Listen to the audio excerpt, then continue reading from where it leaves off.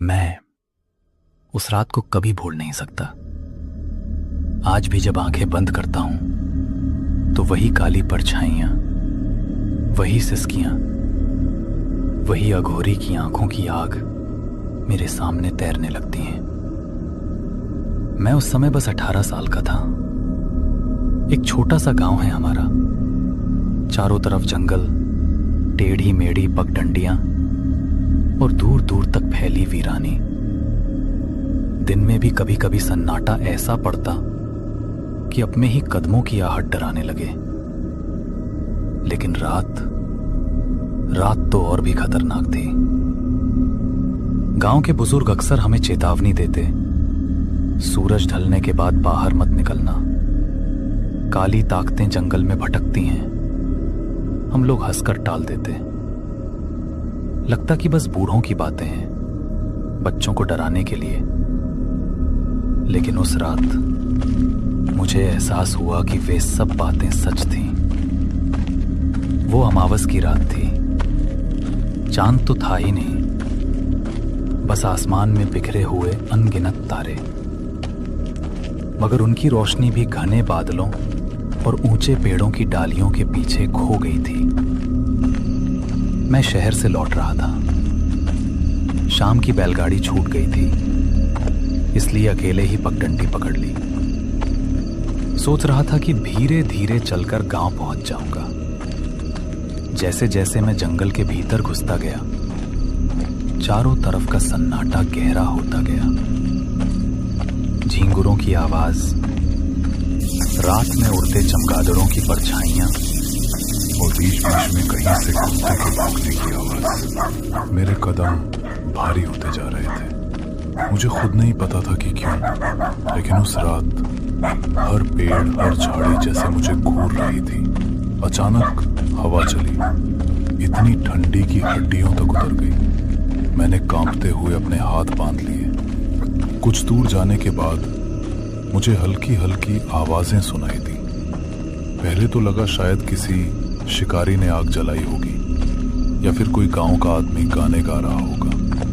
लेकिन ध्यान से सुना तो समझ आया, वो आवाज मंत्रोच्चारण की थी। शब्द समझ नहीं आ रहे थे, लेकिन सुर इतने भारी और गहरे थे कि दिल की धड़कन तेज हो गई। ओम क्षरौं ह्रीं क्लीं। मैं ठिठक गया। सोचा कि लौट जाऊं, लेकिन उत्सुकता भी बढ़ रही थी। आवाज के पीछे पीछे दबे पांव आगे बढ़ा। कुछ ही देर बाद मेरे सामने एक खुला मैदान आया। बीचों बीच अग्नि का गोल चक्र जल रहा था। उसके चारों ओर काले कपड़ों में एक बूढ़ा अघोरी बैठा था, बाल बिखरे हुए, शरीर पर भस्म लगी हुई, गले में असंख्य रुद्राक्ष और हड्डियों की माला। वो अग्नि के सामने झूम झूम कर मंत्र पढ़ रहा था। चारों तरफ अजीब सी चीजें बिखरी हुई थी, खोपड़ियां, राख, काले तावीज और एक मिट्टी का बड़ा घड़ा जिसमें काला तरल उबल रहा था। मेरे पैरों के नीचे से जमीन जैसे खिसक गई।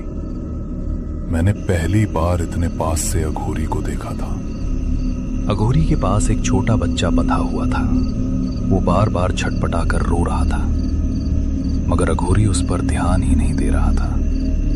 मैं समझ गया कि ये साधारण पूजा नहीं थी, ये बलि थी। मेरा गला सूख गया। मैं छिपकर एक पेड़ के पीछे खड़ा हो गया। अघोरी ने दोनों हाथ आसमान की तरफ उठाए और जोर से चिल्लाया, आज ये रात्रि तुम्हें अर्पित है। आज मैं इस मासूम की सांसों से उस प्राचीन पिशाच को पुनर्जीवित करूंगा।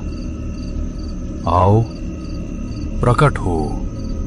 उसकी आवाज इतनी डरावनी थी कि मेरे कानों में गूंजती रही। जैसे ही अघोरी ने यह कहा, चारों तरफ का वातावरण बदल गया। अचानक हवा बंद हो गई, पेड़ की टहनियां जड़ हो गईं, जैसे किसी ने उन्हें रोक दिया हो। चारों तरफ गहरी स्याही छा गई और फिर वो मिट्टी का घड़ा हिलने लगा। उससे काला धुआं निकलकर ऊपर उठने लगा और अजीब सी आकृतियां बनाने लगा। रोंगटे खड़े हो गए। मैं समझ गया, ये इंसानी दुनिया का काम नहीं था। उस पल मैंने सोचा भाग जाऊं, लेकिन पैरों में जैसे जान ही नहीं थी। मैं बस खड़ा रहा, कांपता रहा और देखता रहा। मुझे नहीं पता था कि आगे क्या होने वाला है, बस इतना समझ रहा था कि कुछ बहुत बुरा होने वाला है।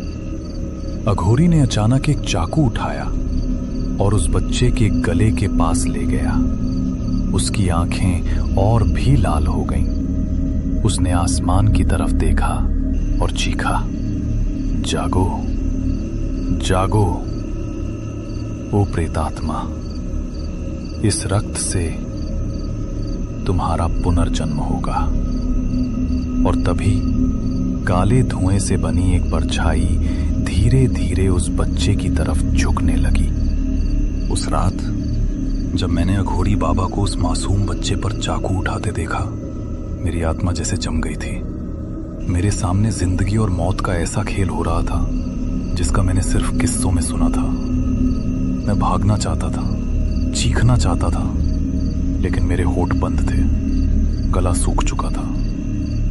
कहीं ना कहीं मुझे लग रहा था कि अगर मैंने कोई हरकत की तो अघोरी मुझे भी पकड़ लेगा। अघोरी ने मंत्र पढ़ते हुए धीरे धीरे उस चाकू को बच्चे की गर्दन पर चलाया। उसकी चीख रात के सन्नाटे को चीरती हुई मेरे कानों तक पहुंची, बचाओ अम्मा। लेकिन वहां सुनने वाला कौन था? सिर्फ मैं और वो अघोरी। बच्चे का खून जमीन पर गिरा और आग के चक्र में समा गया। तुरंत ही अग्नि का रंग बदलने लगा, पीला से लाल, लाल से काला। धुआं और भी गाढ़ा हो गया। मैंने देखा कि वो काला धुआं सर्द की तरह लहराता हुआ उस बच्चे के शरीर के चारों तरफ घूमने लगा। अचानक जमीन थरथराने लगी। चारों ओर से जैसे कोई अजीब शक्ति बाहर निकल रही थी। पेड़ की डालियां जोर जोर से हिलने लगीं, जबकि हवा बिल्कुल बंद थी। जमीन के नीचे से घुटी हुई आवाजें आ रही थीं। आह, आह। मैंने डर के मारे आंखें बंद कर ली, लेकिन फिर भी सब कुछ सुन पा रहा था। अघोरी और जोर से मंत्रोच्चारण करने लगा। ओम क्षौंग ह्रीं क्लीं काल भैरवाय नमः। आओ आओ, लौट आओ इस धरती पर। उसकी आवाज इतनी भारी थी कि कान फटने लगे। कुछ ही पलों बाद मैंने वो देखा जो शायद कोई भी इंसान नहीं देखना चाहेगा। अचानक आग की लपटों के बीच से एक परछाई उठने लगी। पहले धुएं जैसा धुंधला आकार, फिर धीरे धीरे इंसानी शक्ल लेने लगा। लेकिन वो इंसान नहीं था, वो पिशाच था। लंबा दुबला झुका हुआ शरीर, आंखें बिल्कुल खून जैसी लाल, दांत इतने बड़े और नुकीले कि सीधा गले में धंस जाएं, हाथ पैर टेढ़े मेढ़े, नाखून पंजों जैसे। मैंने सांस रोक ली। दिल की धड़कन इतनी तेज थी कि लगा अघोरी को भी सुनाई दे जाएगी। जैसे ही वो पिशाच पूरी तरह प्रकट हुआ, उसकी नजर उस मासूम बच्चे पर पड़ी। बच्चा अभी भी कराह रहा था, लेकिन उसकी आवाज अब धीमी हो गई थी। पिशाच ने अजीब सी गुर्राहट निकाली और झपट कर उसके ऊपर जा गिरा। मैंने अपनी आंखों से देखा, उसने बच्चे की गर्दन में अपने दांत गला दिए। खून की बूंदें आग की रोशनी में चमक रही थीं। बच्चे की चीख धीरे धीरे खामोशी में बदल गई। मैंने मुंह पर हाथ रख लिया ताकि अपनी चीख दबा सकूं। मेरा पूरा शरीर कांप रहा था। अघोरी ने दोनों हाथ आसमान की तरफ उठाए और जोर जोर से हंसने लगा। सफल हुआ मैं, जग गया। सदियों पुराना पिशाच जग गया। अब मेरे पास वो ताकत होगी जो किसी के पास नहीं। उसकी हंसी जंगल में गूंज रही थी। हर पेड़ हर पत्ता जैसे कांप रहा था। पिशाच ने बच्चे को जमीन पर गिरा दिया। उसकी लाइफलेस आंखें अब सिर्फ ऊपर छत की तरफ देख रही थीं। मेरा दिल टूट गया, लेकिन डर इतना था कि मैं कुछ कर भी नहीं पाया। पिशाच धीरे धीरे खड़ा हुआ। उसकी कुर्राहट से जमीन कांप रही थी। उसने अघोरी की तरफ देखा और भारी आवाज में बोला, किसने जगाया मुझे? किसकी हिम्मत हुई मेरी नींद तोड़ने की? अघोरी ने मुस्कुराते हुए झुककर कहा, मैंने, ओ प्रेतात्मा, मैंने तुम्हें जगाया है। अब तुम मेरे अधीन हो, मेरे आदेश पर काम करोगे। पिशाच ने गुर्राहट की। कोई भी पिशाच किसी इंसान का दास नहीं होता। अघोरी की आंखों में गुस्सा चमका। मत भूलो, मैंने तुम्हें बलि देकर जगाया है। तुम्हारी शक्ति अब मेरे नियंत्रण में है। दोनों की नजरें मिली। आग और भी तेज जलने लगी। मैं पेड़ के पीछे छिपा ये सब देख रहा था। पसीना मेरे माथे से टपक रहा था। हाथ पांव सुन्न हो चुके थे। मैं सोच रहा था, अगर पिशाच ने मुझे देख लिया तो मेरा भी वही हाल होगा, और अगर अघोरी को पता चल गया कि मैं गवाह हूं तो वो मुझे भी बलि चढ़ा देगा। मगर भागना भी संभव नहीं था। एक छोटा सा पत्ता भी अगर मेरे पैरों के नीचे दबा तो आवाज होगी। अघोरी अग्नि में आहुति देकर बोला, तुम्हें दुनिया में जगह चाहिए तो मेरे साथ रहना होगा। मैं तुम्हें रक्त दूंगा, बलि दूंगा, और तुम मुझे अमर बना दोगे। पिशाच ने लंबी सांस ली। ठीक है, मैं तुम्हारे साथ रहूंगा, लेकिन याद रखना, मेरे भूख की कोई सीमा नहीं। अगर तुमने एक भी दिन रक्त नहीं दिया तो सबसे पहले तुम्हें ही निगल जाऊंगा। अघोरी मुस्कुराया। यही सौदा है, और यही काला जादू का सच। उस रात मैंने अपने सामने एक इंसान और एक पिशाच के बीच ये सौदा होते देखा। मेरी आत्मा कांप उठी थी। मैं समझ गया था कि ये सिर्फ उस बच्चे की मौत पर खत्म नहीं होगा। ये तो बस शुरुआत थी। असली डर तो अब आने वाला था। उस रात मैंने काले जादू का वो रूप देखा जिसने मेरी पूरी जिंदगी बदल दी। मैं अब भी उस रात की ठंडी हवा महसूस कर सकता हूं। अघोरी और पिशाच के बीच हुआ वो समझौता मेरे दिल पर गहरे जख्म की तरह बैठ गया। मेरी सांसें तेज थीं और पैरों में जान नहीं। मैं पेड़ के पीछे छिपा कांपते हुए सब देख रहा था। मुझे नहीं पता था कि आगे क्या होगा, लेकिन एक बात साफ थी, अब इस गांव की रातें कभी पहले जैसी नहीं रहने वाली थी। पिशाच ने अघोरी की तरफ देखा। उसकी आंखों में आग थी और आवाज भारी। मुझे और रक्त चाहिए। सिर्फ एक बच्चे का खून मेरी भूख नहीं मिटा सकता। अघोरी ने एक रहस्यमयी मुस्कान दी। धैर्य रखो, आज तो तुम्हारा पुनर्जन्म हुआ है। कल रात मैं तुम्हें और बलि दूंगा, लेकिन याद रखो, जब तक मैं आदेश न दूं, तुम गांव वालों पर हमला नहीं करोगे। पिशाच ने गुर्राहट की। उसके नुकीले दांत चांदहीन आसमान में चमके। मेरी भूख इंसानी नियमों से नहीं चलती। अघोरी ने जमीन पर भस्म फेंकी और मंत्र पढ़ा। पिशाच पीछे हट गया, जैसे कोई अदृश्य शक्ति उसे रोक रही हो। मैंने उसी पल समझ लिया, पिशाच कितना भी ताकतवर हो, मगर अघोरी के काले जादू से बंधा हुआ है। मैं धीरे धीरे पीछे हटने लगा। मेरे कदम कांप रहे थे। अगर थोड़ी भी आहट हुई तो सब खत्म। अचानक मेरे पैर के नीचे सूखी टहनी टूट गई। कड़क। मेरी रूह कांप गई। पिशाच की गर्दन मेरी ओर घूम गई। उसकी लाल आंखें अंधेरे को चीरती हुई सीधे मेरी तरफ देख रही थी। उसकी गुर्राहट इतनी तेज थी कि सीना फट जाए। कौन है वहां? मैं पेड़ के पीछे दब गया। दिल इतनी तेज धड़क रहा था कि लगा अभी बाहर निकल जाएगा। अघोरी ने हाथ उठाया और कहा, रुक जाओ, अभी वो समय नहीं।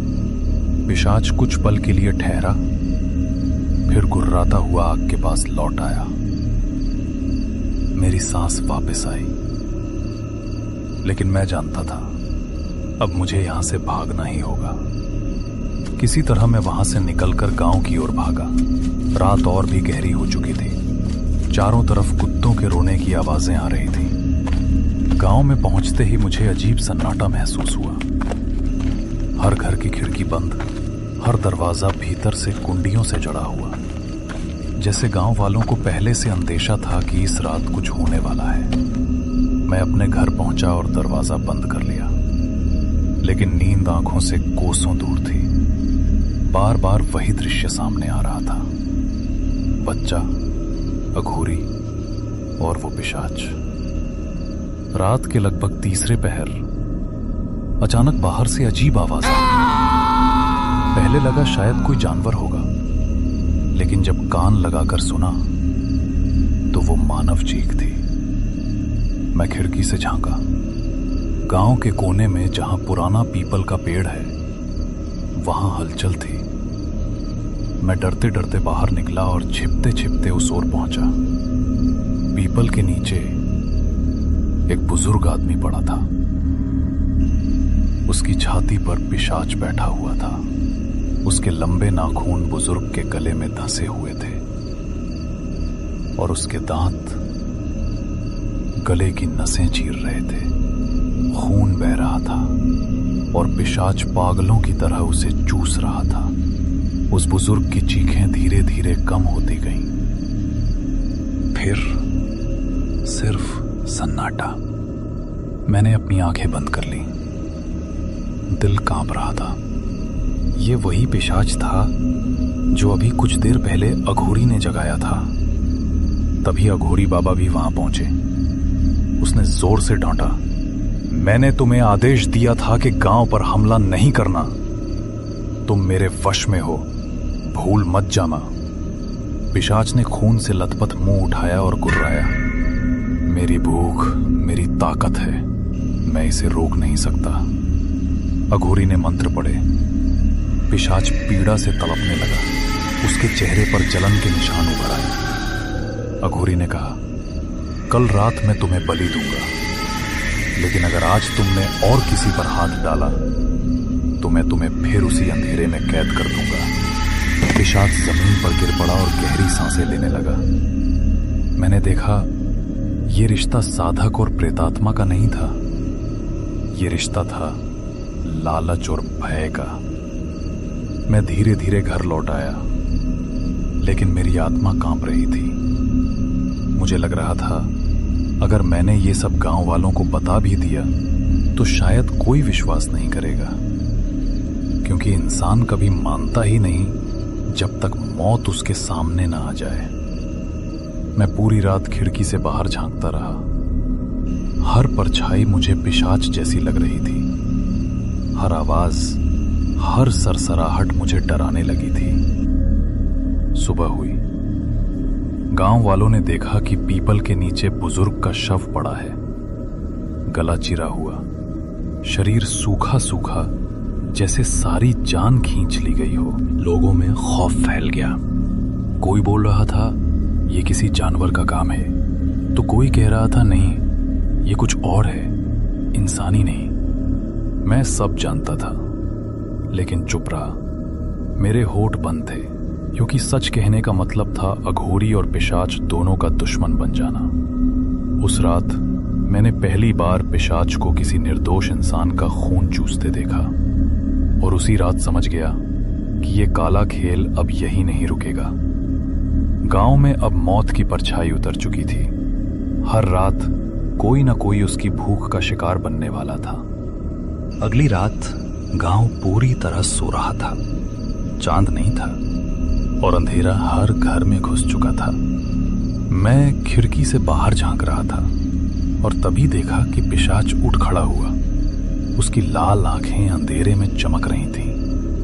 उसके लंबे हाथ और पंजों से हर कदम पे डर फैल रहा था। उसने धीरे धीरे गांव की गलियों में कदम रखा। रास्ते पर पड़े कंकाल और टूटे हुए दरवाजे उसके आगमन का संकेत थे। गांव के कुछ लोग अभी भी अपने घरों में छिपे थे। मैं घर पर छिपा हर हलचल देख रहा था। हर चीख, हर आवाज मेरे लिए मौत का इशारा थी। जैसे ही पिशाच एक घर के दरवाजे पर झांका, अघोरी बाबा वहां प्रकट हुए। उनके हाथों में तावीज और मंत्र की किताब थी। उन्होंने जोर से मंत्र पढ़ना शुरू किया। ओ शक्तिशाली प्रेतात्मा, मेरे आदेश के बिना कहीं न जाओ। तुम्हारी भूख को मेरे द्वारा सीमित किया जाएगा। पिशाच ने गुर्राया। उसकी लाल आंखों में आग और क्रोध झलक रहा था। उसने झपटने की कोशिश की, लेकिन अघोरी के मंत्र की शक्ति ने उसे रोक दिया। उसका गुर्राना और दांत चमकना दोनों मिलकर डरावनी आवाज पैदा कर रहे थे। मैंने देखा कि अघोरी का नियंत्रण केवल रात तक ही प्रभावी था। दिन के उजाले में पिशाच फिर छिप जाता, लेकिन उसकी भूख कहीं नहीं जाती। मैं अब पूरी तरह से डर में था। हर घर में चीखें, हर सड़क पर खून की बूंदें। मैं छिपकर देख रहा था कि पिशाच निर्दोष इंसानों पर हमला कर रहा है। एक घर के अंदर मैंने देखा कि एक महिला और बच्चा डर के मारे कांप रहे थे। पिशाच उनके कमरे की खिड़की के पास आया। मैंने अपनी सांस रोक ली और दिल से प्रार्थना की कि वो उन्हें ना देखे। अघोरी ने दूर से मंत्र पढ़ना शुरू किया। पिशाच झटका खाकर पीछे हट गया, लेकिन उसकी लाल आंखें अब भी उन लोगों को खोज रही थीं। मैंने महसूस किया कि अघोरी के मंत्र केवल उसे रोक रहे थे, उसकी भूख को नहीं। रात का तीसरा पहर आया। अघोरी ने पिशाच को पूरी तरह नियंत्रण में लाने के लिए सबसे भयंकर अनुष्ठान शुरू किया। आग की लपटें चारों ओर फैल गईं। खोपड़ियां, काले ताबीज और भस्म हवा में उड़ रहे थे। अघोरी ने गहरी सांस ली और मंत्र पढ़ना तेज किया। तुम अब मेरे अधीन हो। मेरी शक्ति तुम्हें रोकती है और मेरी रक्षा तुम्हें सीमित करती है। पिशाच क्रोधित था। उसने झपट कर अघोरी पर हमला किया, लेकिन अघोरी ने हाथ में ताबीज उठाया और मंत्रों की शक्ति से पिशाच को जकड़ लिया। पिशाच गुर्राता हुआ जमीन पर गिरा। उसकी लाल आंखें अब आग और क्रोध से झुलसी हुई थी। मैं पेड़ के पीछे खड़ा ये सब देख रहा था। मेरे शरीर की हर नस कांप रही थी। मेरा दिल जोर जोर से धड़क रहा था। मैं जानता था कि अगर मैंने एक भी कदम फिसलाया तो ये पिशाच मुझे देख लेता। मैं धीरे धीरे गांव की गलियों से घर की ओर बढ़ा। रास्तों पर खून और डरावनी परछाइयां हर जगह थीं। कुछ घरों की खिड़कियां टूटी हुई थीं, कुछ दरवाजे भीतर से बंद। मैंने देखा कि जो लोग छिपे थे वे अब बाहर आने की हिम्मत नहीं कर रहे थे। अघोरी ने पिशाच को रात भर मंत्रों के द्वारा नियंत्रित किया। पिशाच धीरे धीरे शांत हुआ, लेकिन उसकी आंखों में लालच और भूख अब भी दिख रही थी। मैं समझ गया था कि ये खेल खत्म नहीं हुआ। पिशाच के बाहर आने की संभावना हमेशा बनी रहेगी। सुबह हुई। गांव में सन्नाटा पसरा था। कुछ लोग बचे थे, कुछ नहीं, लेकिन जो जीवित थे वे सब भयभीत थे। मैं अपने कमरे में बैठा सब कुछ याद कर रहा था। पिशाच और अघोरी का खेल मेरी आंखों के सामने फिर से चल रहा था। मैंने समझ लिया कि काला जादू हमेशा छिपा रहता है, और अगर अघोरी ने कभी अपनी रक्षा छोड़ी तो पिशाच फिर बाहर आ जाएगा। मैंने उस रात देखा कि इंसानियत और अंधकार के बीच का फर्क कितना पतला होता है। अघोरी ने पिशाच को रोका, लेकिन उसका लालच और भूख कभी खत्म नहीं होगी। और मैं सिर्फ एक गवाह हूं।